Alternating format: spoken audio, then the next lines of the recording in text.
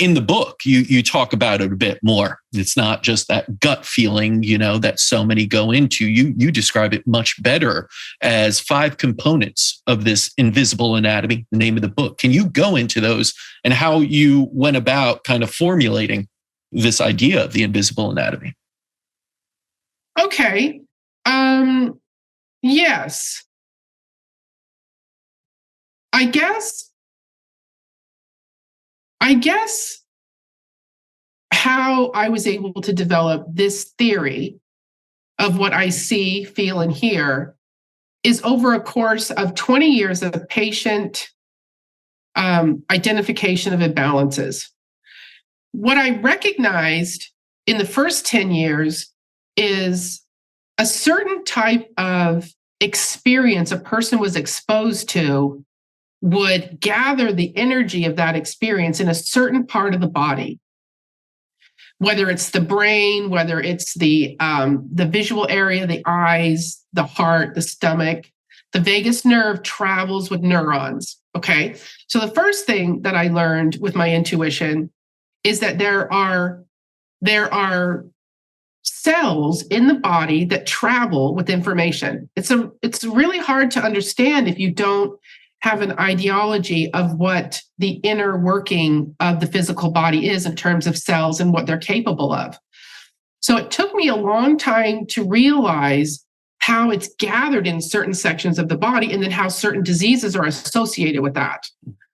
And so I just sat down after a few decades and I thought, I have to write it down. I have to formulate what it is that I see intuitively so that people can understand why some people are able to overcome challenges and some people aren't. I don't believe that unless you're extremely educated in the field of medicine or science, I don't think you think every morning, well, I'm not going to think that thought because my neurons are going to be transferring information and then I'm going to feel really bad, right?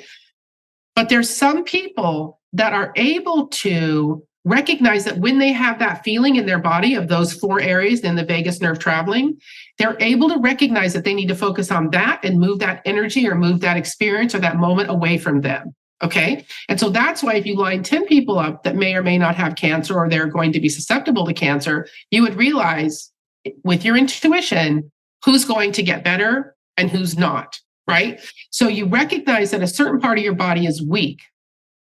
And so the invisible anatomy is areas of your body that have accumulated that energy, and then you're recycling it on a daily basis without knowing it through those neurons transmitting that same energy. So let's say, for instance, you had an experience 10 years ago, and you definitely wanted to get over it, and you definitely wanted to go to therapy, and you definitely wanted to move past it, but you didn't recognize that every time you think about it, you've just engaged with those neurons, billions that are traveling through your body.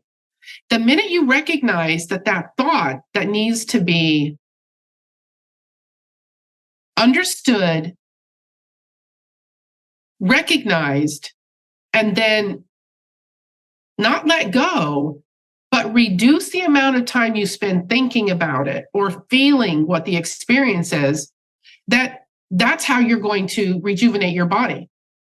And so after I realized that the invisible anatomy was a structure that could definitely change the patterns of how medicine work for certain individuals, medical doctors, naturopaths, acupuncturists, then I was able to have a research test study for a couple of years before I published the book, so that I knew for sure that what I saw was actually true. And so the pattern, 26 to 32 days, is the time frame that if you recognize what the neurons are, if you recognize what your pattern of thought is, if you choose to not continue to think about it on an ongoing basis through your awareness and your consciousness, right? Being very aware that I just don't want to think about it anymore, then that's a road for you that you can move to that you haven't thought of before. Does that make sense? Absolutely.